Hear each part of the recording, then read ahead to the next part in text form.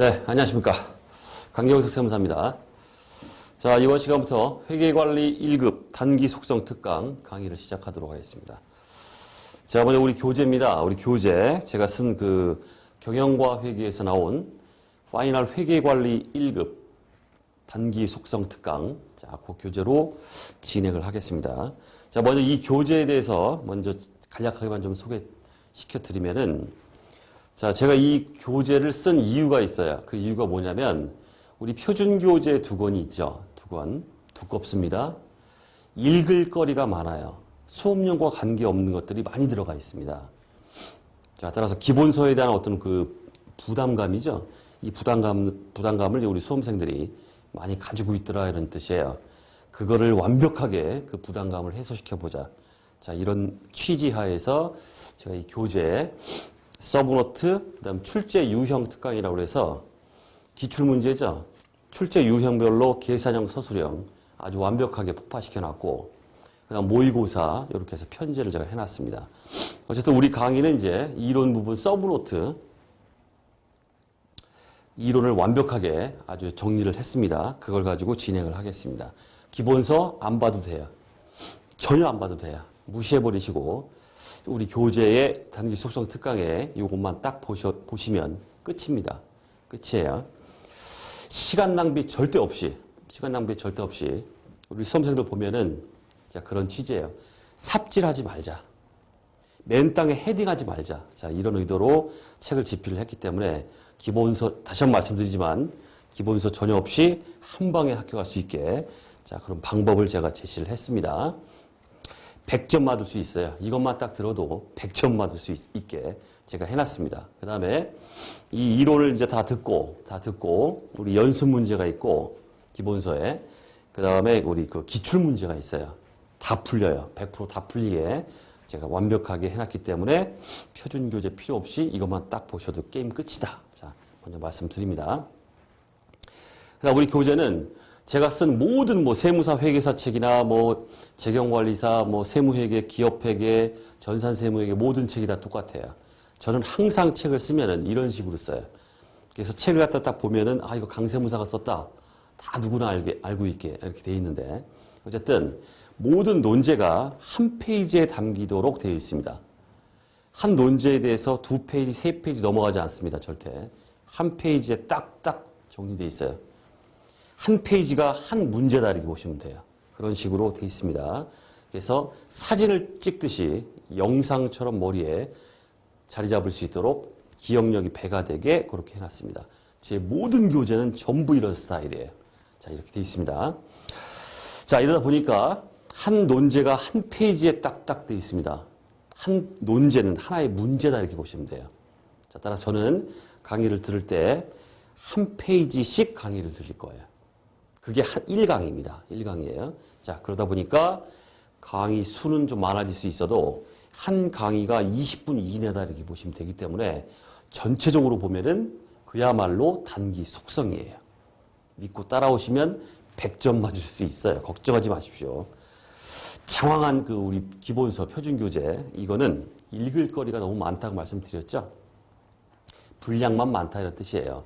수업용으로 추려 보면은 아무것도 아닌데 자 그렇게 되어 있습니다. 자 그러다 보니까 우리 지금 하고 있는 거는 회계관리 1급입니다. 지금 현재 자기 수준을 한번 고려해 볼 때 자기 수준에 나는 태어나서 회계라는 회자는 들어본 적도 없다. 차변 대변이 뭔지도 모른다. 이런 분들은 이 강의를 들을 준비가 안 돼 있는 분들이에요. 물론 회계관리 1급을 시작한다 하시게 되면 기본적으로는 뭐 회계 원리 정도 회계 원리에 뭐 깊숙한 거 다 알으란 얘기가 아니라 회계 원리에서 말하고자 하는 기초적인 내용들 이런 거는 숙지된 상태에서 회계관리 1급을 보시는 그런 수험생들이 대부분이기 때문에 자 기본 전제는 바로 그겁니다. 회계관리 2급에 있는 회계 원리죠. 그 정도 수준은 어느 정도 커버가 된 상태다라고 가정을 하고 강의를 진행할 겁니다. 깊숙하게 모든 걸 다 알고 있다는 얘기가 아니라 회계 원리에 차 대변은 알고 기본적으로 우리 그 재무제표 회계 순환 과정이 어떻게 돼 있다. 재무제표, 재무상태표, 손익계산서 이런 게 주어져 있을 때 이런 것들의 재무제표를 어느 정도 볼 줄 안다. 이 정도 기본 전제하에서 회계관리 1급이 진행될 것이다 라고 말씀드리겠습니다. 그 정도만 있으면 다 따라올 수 있어요. 제가 완벽하게 설명을 덧붙여서 해드리기 때문에 말씀드렸듯이 세상 태어나서 회자는 처음이다. 차대변도 모른다. 이거는 준비가 안 돼 있는 겁니다. 회계관리 2급의 회계 원리를 먼저 독학을 하시든 뭐든 하든 이렇게 사전 선행을 하신 다음에 강의 임해야 되겠다라는 걸 좀 말씀을 드리겠습니다. 자, 회계관리 1급 합격. 제가 자주 하는 말입니다. 그 참을 수 없는 존재의 가벼움 반드시 보여드리겠습니다. 회계관리 1급 이 강의로 아주 폭파시켜 버릴 테니까 걱정하지 마시고 다만 저를 잘 따라오셔야 돼요. 서로 믿음이 있어야 돼요. 저를 믿으셔야 됩니다. 잘 따라오시면은 우리 수강생들이죠. 제 강의 들었던 분들 다 합격했습니다. 걱정하지 마시고 제 이름을 걸고 대한민국 우리나라 그 회계세법에서 방구 좀 낀다고 소문이 있는 사람이에요. 제가 제 이름을 걸고 폭발을 시켜버릴 테니까 잘 따라오십시오. 자, 됐습니다.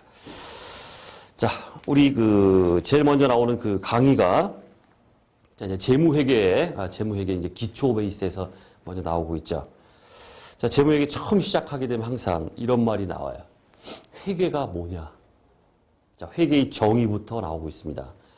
시험 나오느냐? 시험에 나오는 게 아니에요. 우리 말 그대로 뭐다? 기초 베이스. 자, 이번 시간은 제가 이제 또 한마디 더 말씀드릴게. 제가 MVP라고 하는 걸 갖다 써 드릴 거예요. MVP. 그거는 시험에 무조건 나온다. 이렇게 생각하시면 돼요. 자, 중간중간에 요건 MVP입니다라고 MVP를 쓸 겁니다. 제 모든 강의에 제가 항상 다 MVP라고 그래요. 수험생들 사이에서 입소문이 많이 나가지고 MVP 많이 그러는데 제가 MVP라고 할 겁니다. 이거는 시험에 무조건 나온다라는 생각으로 접근하셔야 돼요. 이 MVP만 모아놔도 어마어마합니다. 어쩔 수 없어요. 자, 이번 시간 하는 거 MVP 몇 개 있어요. 아예 무시해버리고 기초 베이스라고 해서 무조건 무시해버리고 할 게 아닙니다. 자, 중간중간에 제가 MVP라고 말씀드리는 거 반드시 챙기세요. 몇 개 있습니다. 몇 개 있어요. 자, 그나마 가볍게 이번 시간은 볼 건데, 자, 회계의 정의부터 보겠습니다. 아, 그리고 중간중간에 제가 참고해라 또는 어떤 경우에는 쓰레기다 이런 말을 해요. 그런 건 머리에서 듣고 지워버리세요. 거기에 집착하는 순간 난 떨어진다 이렇게 생각하면 돼요. 그 이유는 강의를 진행하면서 제가 말씀을 드리겠습니다. 자, 회계의 정의 보시면 회계 정보 이용자가 합리적인 판단이나 의사결정을 할 수 있도록 기업 실체에 관한 유용한 경제적 정보를 식별, 측정, 전달하는 과정이다라고 더럽게 어렵게 말을 만들어놨죠. 자, 일단 정보 이용자, 우리 이해 관계자에 대한 그야말로 이해가 있어야 돼요. 자, 이해 관계자는 그 밑에 나오는 회계 정보 이용자입니다. 자, 먼저 종업원이 나오고 있죠. 가볍게만 들으십시오. 듣고 넘기는 거예요, 그냥 이건.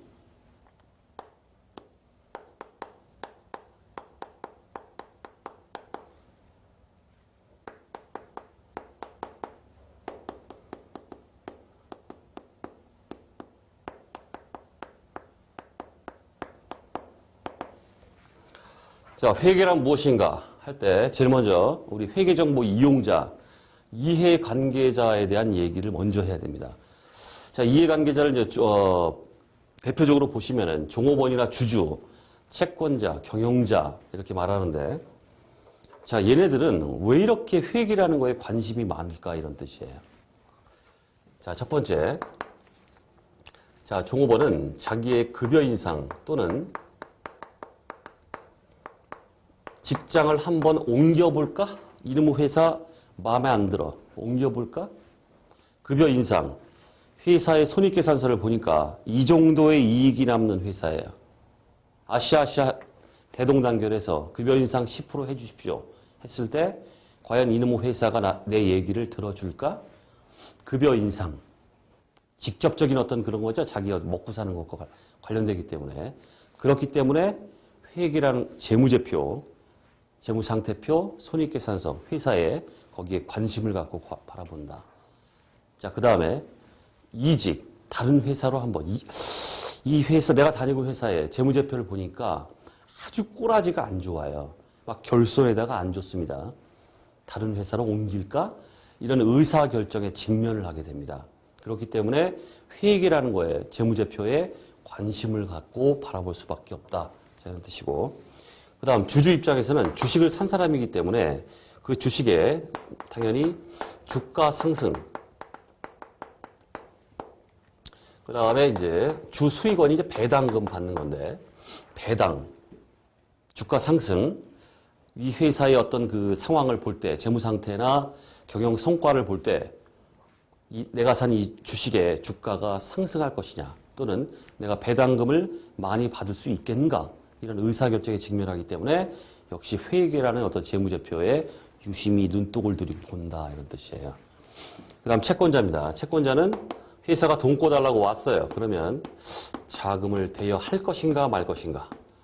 이 판단을 뭘로 한다?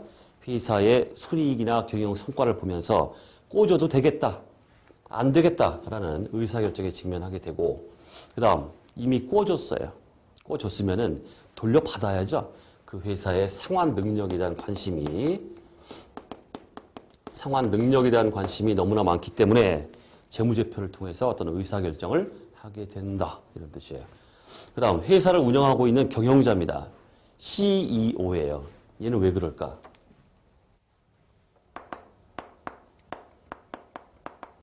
끊임없이 이 경영자는 기업 성장이라는 거에 굉장히 관심이 많습니다.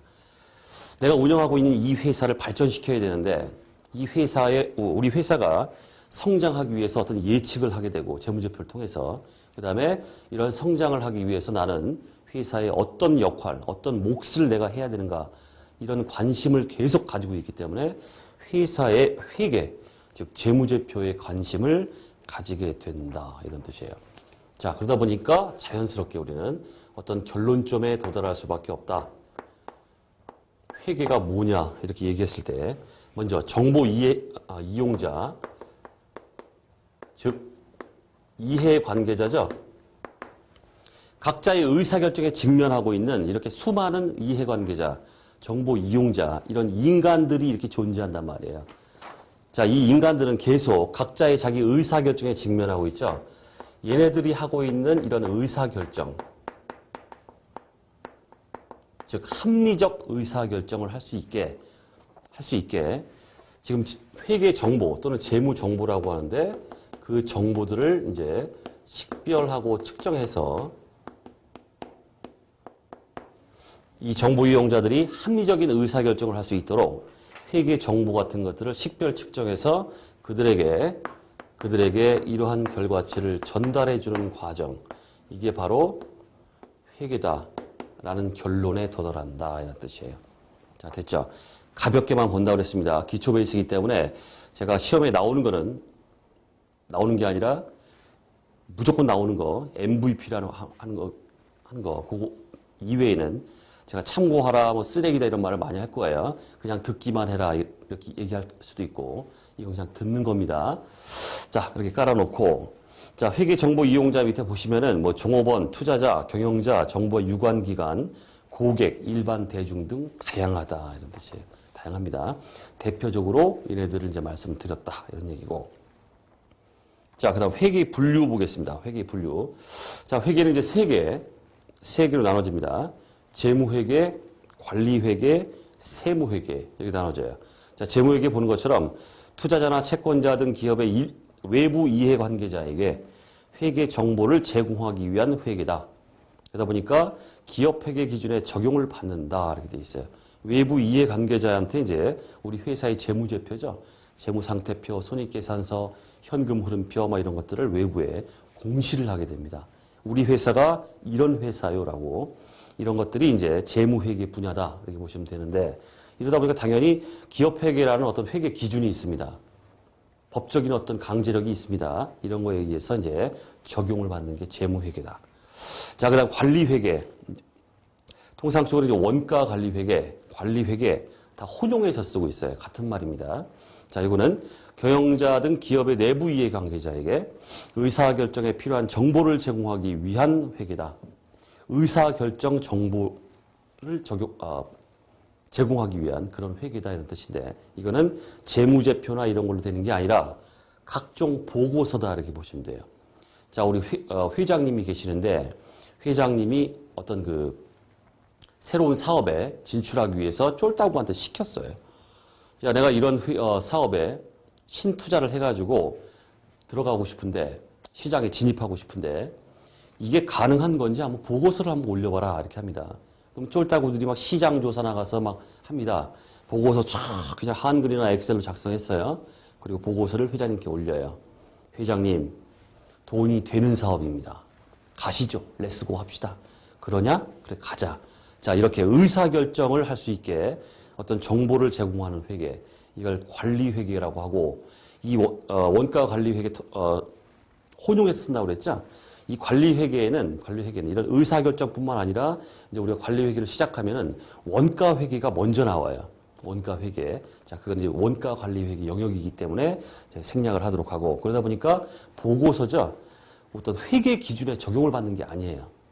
우리 사장님이, 회장님이 까막눈 아닌 이상 멋지게 한글이나 엑셀 작성해서 보고서 올리면 됩니다. 자, 그래서 어떤 회계 기준에 적용을 받는 게 아니다. 법적 강제력이 있는 게 아니다. 자, 이런 뜻이고. 그 다음 세무회계. 세무회계는 그야말로 세금을 산정하는 회계입니다. 재무회계상 작성된 손익계산서에 당기순이익이 있어요.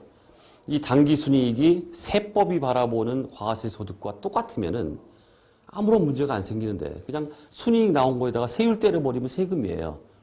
근데 이 과세소득과 당기순이익이 너무나 다르기 때문에 일명 세무조정이라고 하는 조정을 거쳐서 과세소득을 만들어냅니다. 이게 이제 세무회계 분야입니다, 이게. 자, 그래서 세법에 적용을 받게 돼 있다. 자, 따라서 우리 재무회계, 원가관리회계, 세무회계 다 배우죠? 다 의미가 있다 이런 뜻이에요. 회계를 할 줄 안다. 회계 전문가다 하면은 이 세 개의 분야를 모른다. 단 하나라도 모른다. 이렇게 하면 회계 전문가로 인정을 못 받아요. 그리고 업무 효율에 있어서도 업무라는 게 이 세 개가 다 맞물려서 우리가 회계가 이루어지는 거기 때문에 단 하나를 모르면 아예 업무가 엉망진창이 돼버려요. 자, 그렇게 돼 있습니다. 어쨌든 세무회계는 별도 과목, 원가관리회계 별도 과목. 우리는 지금 뭘 하고 있다? 재무회계를 하고 있다. 재무회계. 자, 밑에 있는 재무회계, 관리회계 두 개를 갖다 비교하는 게 나오고 있습니다. 자, 이번 시간에 MVP가 되겠습니다. MVP.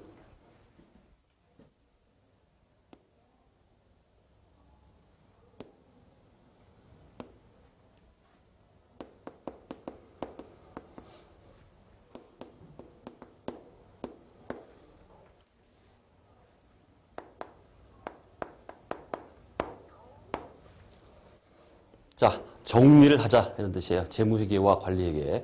이 두 개를 비교하는 거 MVP. 시험에 종종 나옵니다. 아주 자주 나오는 건 아니고 지금 기초 베이스라고 그랬죠? 자주 나오는 분야는 아니기 때문에 종종 나온다 이런 뜻이에요. 자, 먼저 목적을 보시면은 재무회계는 얘네들한테 정보를 제공하는 거예요. 한마디로 유용한 정보를 제공한다. 그 다음 관리회계를 말씀드렸죠? 사장님한테 의사결정할 수 있게 의사결정에 관련된 정보를 제공한다.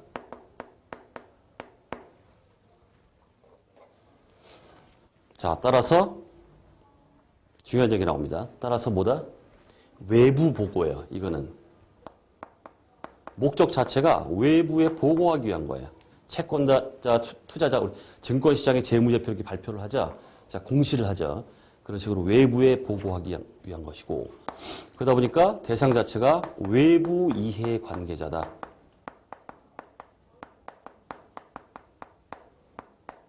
게임 끝났고. 그 다음, 얘는 사장님한테 보고하는 거죠. 외부 보고가 아니라 내부 보고다. 목적이. 누구에게? 당연히 외부가 아니라 내부에 있는 이해관계자. 사장님. 자, 됐습니까? 자, 이렇게 정리하셔야 되고. 자, 그 다음 작성 기준을 보자.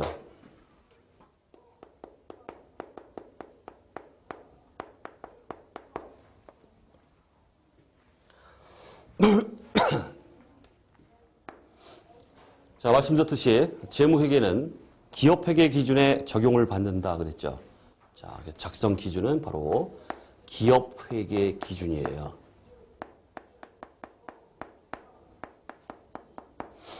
자, 현재 기업회계 기준은 상장법인인 경우에 KIFRS, 한국채택 국제회계 기준, 비상장법인인 경우에는 일반기업 회계 기준이라는 게 있습니다.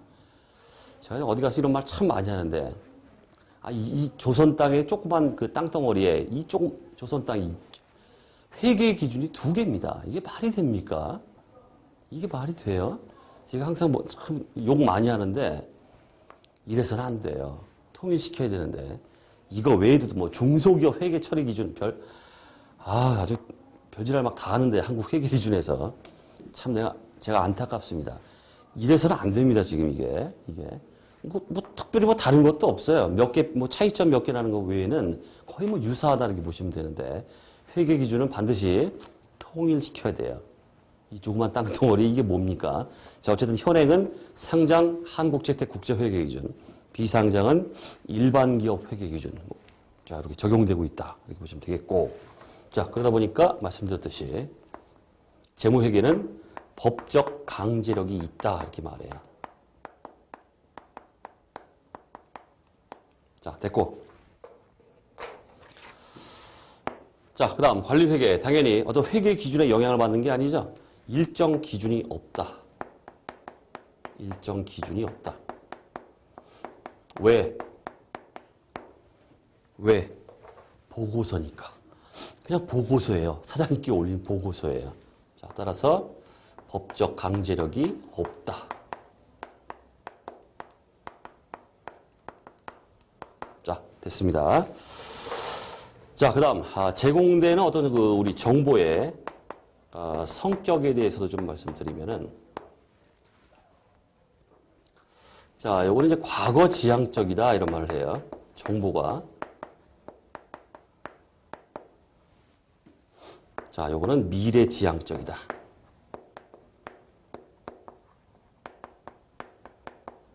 자, 왜 이런 말을 할까요? 당연한 얘기입니다. 자, 우리 재무상태표나 손익계산서를 작성하게 되면은 이 자체는 뭡니까? 과거에 일어난 거래나 사건들을 뒤에 와서 기말에 와가지고 추스리는 절차예요. 뒤치다거리하는 거예요. 과거에 일어난 것들을. 그렇기 때문에 정보 자체가 과거 지향적이다. 이렇게 말하고. 그 다음, 관리회계는 말씀드렸죠? 야, 새로운 시장에 진출하고 싶어. 어떻게 될까? 어떻게 될까? 미래를 보고 있다는 뜻이에요. 미래에 어떻게 될까? 미래에 어떻게 될 것 같습니다. 진출하십시오. 이렇기 때문에 정보의 성격 자체는 과거가 아니라, 물론 과거의 것도 정보도 중요하겠죠. 하지만 바라보는 눈빛은 미래 지향적인 관점에서 보고 있다. 자, 그렇게 정리를 하시면 되겠습니다. 자, 얘기가 이제 우리 교재에 이제 서술이 되고 있다. 이렇게 보시면 되고, 표로 딱 요약이 되어 있기 때문에 좀 보시고, 똑같은 얘기입니다.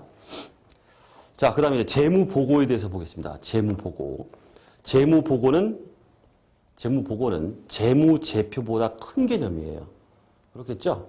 재무제표는 재무상태표나 손익계산서 이런 특정화된 어떤 양식이 되겠지만은, 재무보고는 각종 보고서나 다 보고할 수 있는 수단이면 다 재무보고가 되기 때문에 더 큰 개념입니다. 근데 그 중에서도 재무제표의 범위 이렇게 나오고 있습니다. 바로 이 재무제표가 바로 대표적인 재무보고의 수단이에요.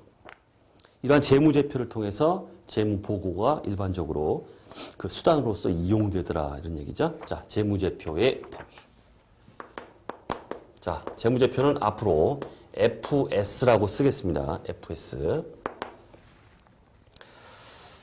자, 현행 일반기업 회계 기준, 재무제표가 어디까지냐라는 재무제표의 범위에 있어서 제일 먼저 재무상태표, FP라고 앞으로 쓸 거예요. Financial Position 이렇게 말해요. FP라고 쓸 거고, 그 다음 두 번째 IS, 손익계산서, Income Statement 앞으로 IS라고 쓰겠습니다. 손익계산서는 팔 아파서 그래요. 팔 아파서 Income Statement, 손익계산서. 자, 그 다음에 현금 흐름표.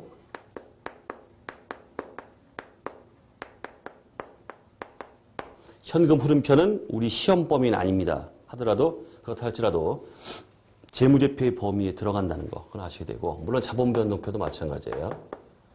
자본 변동표 그 다음에 주석을 포함하도록 이렇게 돼 있어요.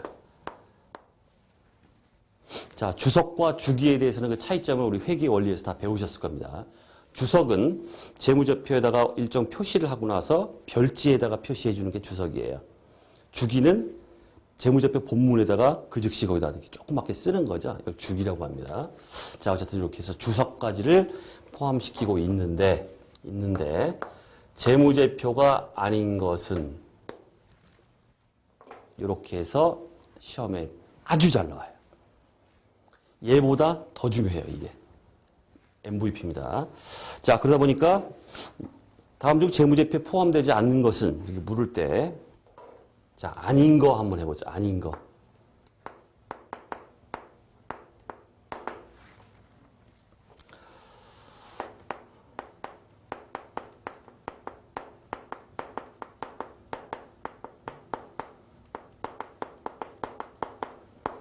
자, 이익잉여금의 처분 내역을 보여주는 이익잉여금 처분 계산서. 얘는 현행 일반기업회 기준, 한국채택국제회 기준 다 똑같아요. 재무제표의 범위에 포함시키지 않고 있습니다. 제일 잘 나오는 게 이거겠죠.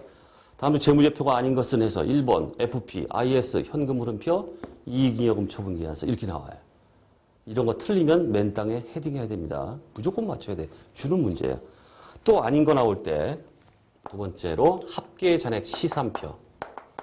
자, 우리 실무상 시산표라는 게 작성이 되는데 차변합계, 대변합계 다 합쳐 우리 회계원리에서 배웠죠? 차변합계, 대변합계 다 합쳐서 차변합계, 대변합계가 맞는지 보는 게 시산표입니다. 합계 잔액 시산표. 이거는 재무제표에 안 들어가요, 당연히. 자, 그다음 우리 제조업에서 작성되는 우리 원가회계에서 볼 겁니다. 제조원가 명세서 이것도 재무제표로 보지 않습니다. 그 다음에 많이 나오는 게 바로 아까 말씀드렸던 주기예요. 주석은 재무제표로 보지만 주기는 재무제표로 보질 않는다. 포함시키지 않는다. 자, MVP라고 말씀드렸죠? 중요한 얘기고 거의 뭐 한 번 나오고 다음에 안 나왔다가 또 한 번 나오고 이런 식으로 나와요. 이게. 자, 중요한 얘기고 자, 그 다음에 재무제표의 작성 책임에 대한 얘기입니다. 자, 재무제표가 작성이 되는데 이 재무제표의 작성 책임을 누구라고 규정하고 있는가? 일반기업 회계기준에서 경영자다 이렇게 하고 있어요. 자, 우리 객관식 재무제표의 작성 책임은 대주주한테 있다 이렇게 나와요. 틀리고요. 재무제표의 작성 책임은 그 재무제표를 만든 놈, 재무 담당자에게 있다. 이렇게 조선말을 꽈서 나온다. 틀리다. 됐습니까? 아주 빈출이에요. 이거는 단독 문항으로 나오는 게 아니라 다음 중 틀린 말은 했을 때 1번, 2번, 3번, 4번, 4번쯤에 가서 그런 게 나와요. 일반기업회계 기준상 재무제표의 작성 책임은 재무 담당자에게 있습니다. 있다. 이렇게 나와요. 틀린 말이다. 이런 식으로 해서 하나의 문구로 자주 등장합니다. 이게. 자, 알아두시고 누구한테 있다? 경영자에 있다라고 딱 못 받고 있어요. 자, 그 다음 재무보고의 목적입니다. 재무보고. 그 핵심 수단은 재무제표를 통해서 이제 제공이 되는데, 보고가 되는데, 왜 우리는 이러한 재무보고를 하는 것인가? 한마디로, 유용한 정보를 제공한다. 게임 끝이에요. 자, 이번 시간에 굉장히 지루할 수 있어요. 지루할 수 있는데, 그나마 지루하지 않게 제가 강의를 해드린 겁니다. 어쩔 수 없어요. 우리 일반기업회 기준에서 야부리가 쫙 나와요.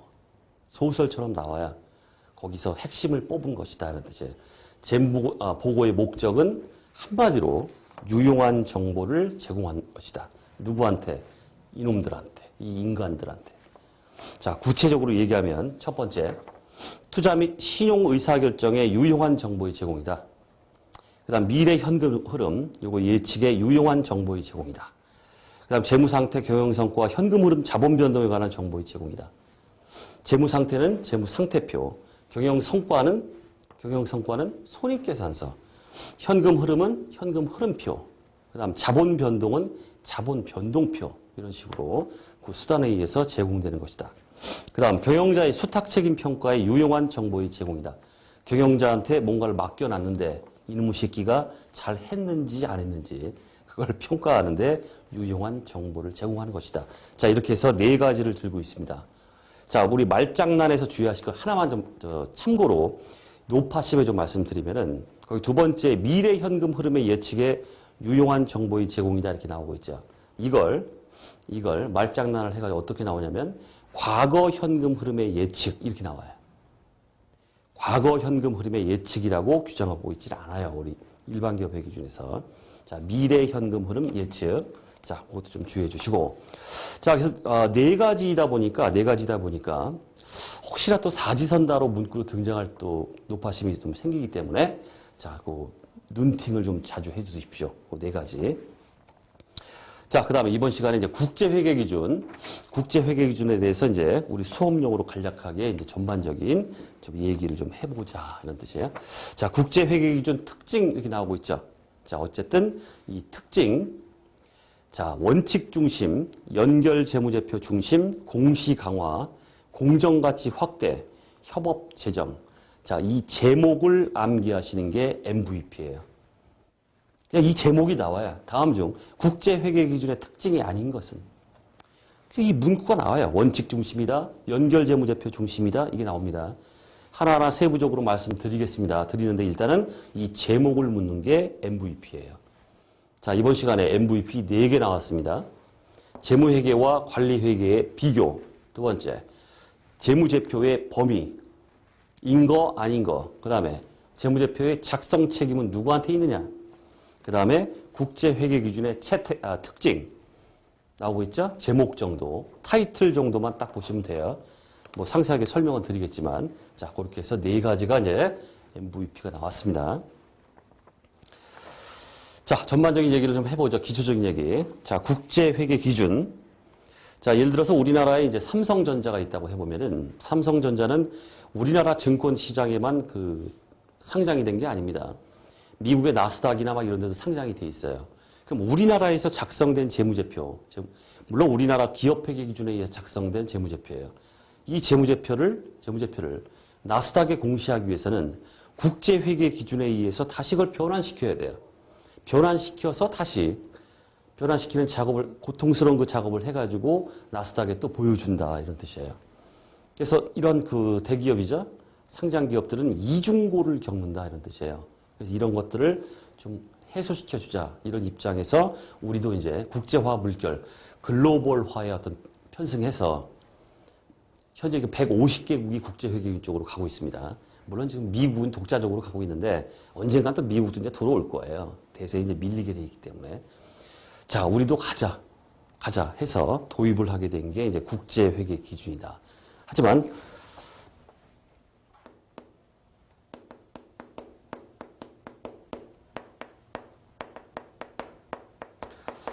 자, 좀 이따 말씀드릴 이 국제회계기준의 어떤 특징 때문에 국제회계기준을 도입하게 됨으로 인해서 많은 그 회계 비용이 발생하게 돼요. 직접적으로 회계 업무를 담당하고 있는 재경 담당자나 모든 사람들이 있겠죠. 얘네들을 국제회계기준에 가게 하기 위해서 교육훈련비 가르쳐야 됩니다. 돈 엄청 들어가요, 돈이. 그래서 일단은 상장부터 해서 현행 코리안 인터내셔널 파이낸셜 리포팅 스탠다드 이렇게 말해요. 한국말로 하면 한국이 채택한 국제 재무 보고 표준이다. 이걸 우리는 번역을 한국 채택 국제 회계 기준이다. 이렇게 해서 쓰고 있습니다. 자, 상장법인에게는 이렇게 적용하도록 돼 있고 말씀드렸듯이 비상장법인은 우리가 법인이 있다 그러면 현재 굉장히 그 호황일 때 불황일 때 따라서 다르지만은 국세청 자료에 의하면 우리나라의 법인이 한 35만 개가 돼요. 35만 개 중에서 상장된 게 1,700개 뿐이 안 돼요. 그럼 나머지는 거의 개인 기업 같은 법인이에요. 근데 얘네들도 다 이렇게 회계비용 쳐들여가지고 KIFRS 하라 이렇게 하기에는 무리가 있다 이런 뜻입니다. 그렇기 때문에 종전에 있었던 기업회계 기준, 일명 K갭이라고 하는데 그 K갭에다가 일부 KIFRS의 일부 규정들을 갖다 짬뽕을 시켜가지고 조금 회계비용 좀 덜 들게 해서 일반 기업 회계 기준이다. 이거를 적용하도록 되어 있다. 이런 뜻이에요. 물론 이런 비상장도 나 KIFRS 할래요? 그러면 하는 거예요. 자기 선택이 뭐 하는 거고 원칙적으로 이렇게 규정 자체는 일반 기업 회계 기준을 적용하도록 이렇게 돼 있다. 자, 이런 뜻입니다. 자, 이런 상황에서 이제 1,700개 상장이죠. 자, 그런데 이 1,700개 상장 중에서도 그나마 삼성전자 같이 이런 업체들 큰 거 있죠? 다 몇 개 안 돼요. 몇 개 안 돼요. 자, 고통을 많이 겪고 있다 이렇게 보시면 되는데 실무 담당자들이 너무 힘들어요. 왜 힘든지는 자, 특징에서 말씀드리겠습니다. 자, 첫 번째 나오고 있죠? 자, 특징.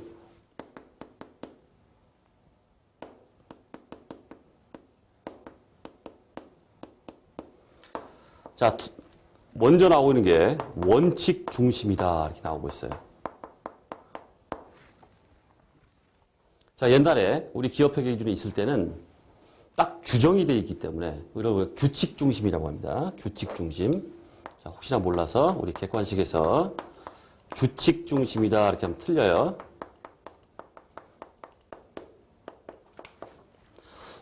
규칙 중심은 규정 중심이다 이렇게 보시면 돼요. 규정. 규정을 딱 해놓고서 요대로 해. 까라면 까. 이렇게 하는 거예요. 하지만 지금 국제회계기준의 특징은 원칙만 제시해요. 이런 원칙 하에서 재무제표는 작성돼야 된다. 그 나머지 개정 과목, 재무제표의 양식 네 마음대로 해라 하고 이렇게 재량권을 부여하고 있다. 이렇게 되어 있습니다. 기본 원칙과 방법론만 제시한다. 회계 처리, 그다음에 양식, 개정 과목을 적용하지 않고 다양성과 재량을 부여한다 이렇게 되어 있죠. 좋다 이거예요. 근데 우리 실무 담당자들이 어려운 게 이거다 이런 뜻이죠. 옛날처럼 이렇게 하면 돼 하면은 그것만 하면 돼요. 하라는 대로만 하면 돼요. 그런데 이렇게 원칙만 제시하고 네 마음대로 해버리니까 이게 더 어려워요. 이게. 그래서 열심히 또 이제 교육 훈련 해가지고 비 들여서 배우고 고통을 겪고 있다 이런 뜻이에요. 자, 어쨌든 원칙 중심이 첫 번째로 나오고 있고, 그다음 두 번째 연결 재무제표 중심입니다.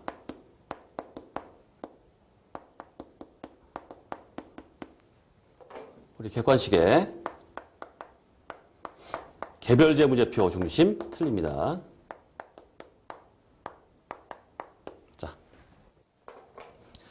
자, 연결 재무제표는 뭐 우리랑 상관없는 얘기인데 이거는 뭐 회계사 세무사 정도 돼야 그것 또한 회계사 세무사 2차 정도 돼야 이제 나옵니다. 연결 재무제표. 예를 들어서 오야붕이라는 회사가 있어요. 오야붕이 있어요. 예를 들어 삼성이라는 딱 회사가 있어요. 그럼 그 계열사들이 쫙 있죠. 꼬봉들이 막 있어요. 오야붕이 있고 꼬봉들이 막 있어요. 이렇게. 그러면 각각 애들을 우리가 개별 기업이라고 합니다. 이걸 하나로, 얘는 똑같은 회사니까 삼성이라는 하나로 어우르는 전체적인 실체, 이거죠?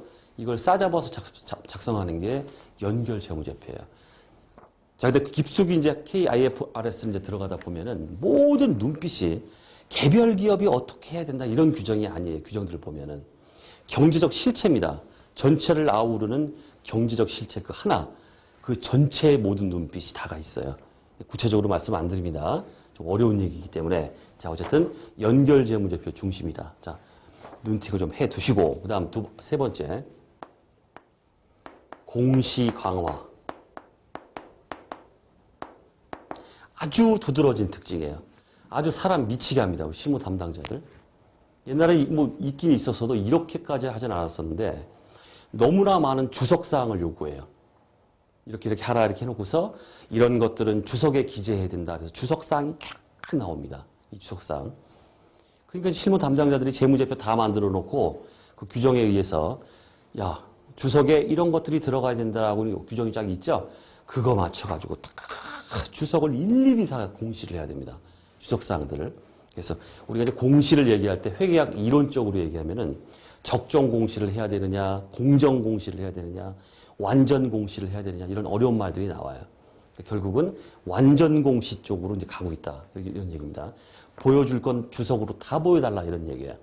너무나 많은 주석사항을 요구하기 있기 때문에 우리 실무 담당자들이 전부 그거에 따라서 주석사항에 뭐 공시하라는 거 빠진 거 없나 다 일일이 챙겨야 되는 이런 문제점이 있더라 이런 뜻이에요. 어쨌든 공시 강화가 아주 두드러진 특징으로 나타나고 있고, 그다음 네 번째 바로 이 공정 가치입니다.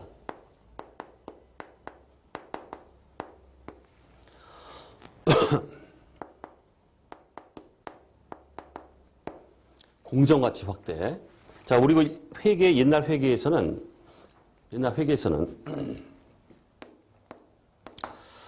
자, 축산업법인에 이제 소가 한 마리 있는데 한우가 한 마리 있어요. 한우가 몇 달 동안 그 송아지를 베죠? 잘 모르겠지만은 송아지를 베고 있다가 송아지를 딱 낳았어요. 송아지를 낳았습니다. 우리 옛날 기준은 다 취득 원가가 역사적인 원가입니다. 그럼 송아지를 딱 낳았어요. 그럼 송아지 하고 잡아요. 뭘로 잡습니까? 송아지? 취득 원가로 잡아요. 그럼 대변에 뭔가 이렇게 잡겠죠? 취득 원가로 잡아요. 그러면 송아지의 취득 원가, 역사적 원가가 도대체 얼마예요? 이거 알 수 있어요? 회계 처리할 수가 없어요. 옛날 같으면은. 하지만 지금은 모든 자산부채가 전부 대부분 공정가치로 가라 이렇게 확대되면서, 자 보시면은 공정가치로 하게 되면 송아지 잡죠. 송아지를 지금 현재 외부 시장에 갖다 팔면은 얼마일까 나오죠. 그게 공정가치입니다. 100원이더라. 따라서 송아지 이익이다. 송아지 이익이다 이렇게 계정과목 써도 상관없습니다. 계정과목은 자기 마음이기 때문에. 아까 뭐라고 했어요? 재량을 부여한다고 그랬죠? 송아지 이익 100원이다. 이렇게 회계 처리를 할 수 있더라 이런 뜻이에요. 자, 어마어마하게 거의 모든 항목에 걸쳐서 공정가치 개념으로 확대가 됐다는 특징을 가지고 있다. 그 다음 뭐 이거 당연한 얘기죠. 협업 재정이다.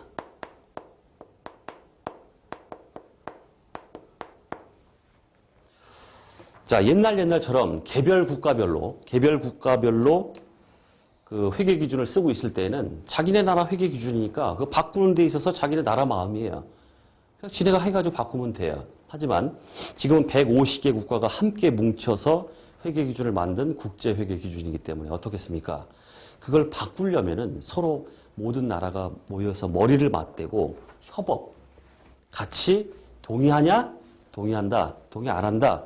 만장일치 돼야지 이게 제정이 되는 거지. 한 개별 국가가 이 국제 회계 기준을 마음대로 임의로 바꿀 수가 없다 이런 뜻입니다. 당연한 특징이겠죠. 당연한 특징입니다. 자, 이런 협업 재정이라는 특징을 가지고 있다 이런 뜻이고, 다음 참고입니다. 참고. 자, 또 하나의 특징이 뭐냐면은 바로 직역에 있어요. 직역. 이건 이제 의역 배제다 이렇게 말하는데, 국제 회계 기준은 영어로 되어 있습니다. 그죠? 영어를 한국어로 번역하는 데 있어서 특징이 그거예요. 원칙이. 직역을 하라 이렇게 돼 있어요. 우리가 영어를 이제 이렇게 번역을 하면은 그 뜻을 살펴서 의역을 하는 경우가 많죠. 하지만 사전적 의미대로 그대로 번역하라 이렇게 돼 있기 때문에 우리 실무 담당자들이 옛날 회계 기준에 비해서 많은 곤란함을 겪고 있다는 뜻이에요. 용어가 낯설어요. 예를 들어서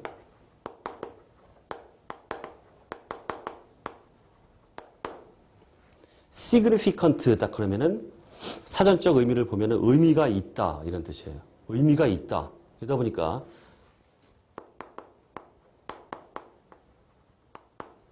자, 옛날 같으면 significant influence 이렇게 말하면은 중대한 영향력 이렇게 말했어요.